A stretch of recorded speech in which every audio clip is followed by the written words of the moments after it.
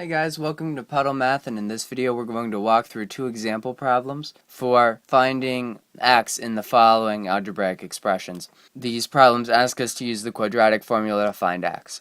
Please pause the video and you can try and figure out these on your own, and then I'm going to walk through the answers. So for this first problem, the first thing I'm going to do is write out the quadratic formula on the side so that we now remember what we're dealing with. So we have x equals negative b plus or minus the square root of b squared minus 4ac all over 2a. And so next we're going to determine which of these numbers is a, which is b, and which is c. So a, if you remember, is the coefficient of the x squared term. So a is going to equal 18.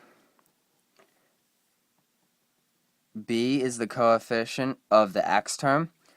So b is going to be negative 3. We have to remember to include that negative sign as part of the constant. So b is negative 3. And then c is just the constant on the end. So c is going to be equal to negative 6.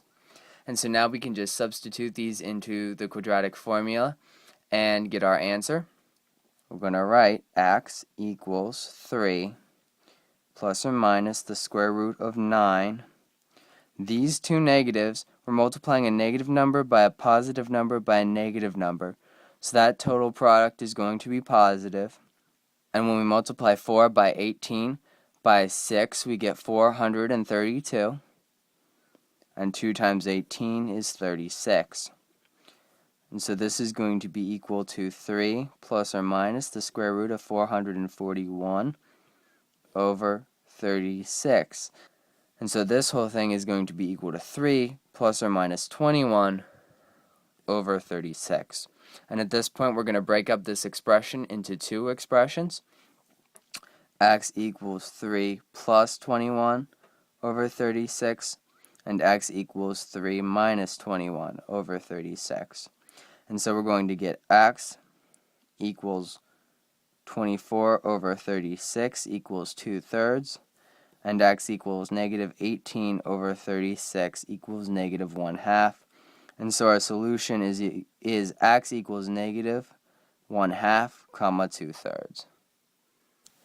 So the final problem we were asked to look at was 4x squared minus 11x plus 6 equals 0. Once again, we're going to write out the quadratic formula, and then we're going to identify our values of a, b, and c.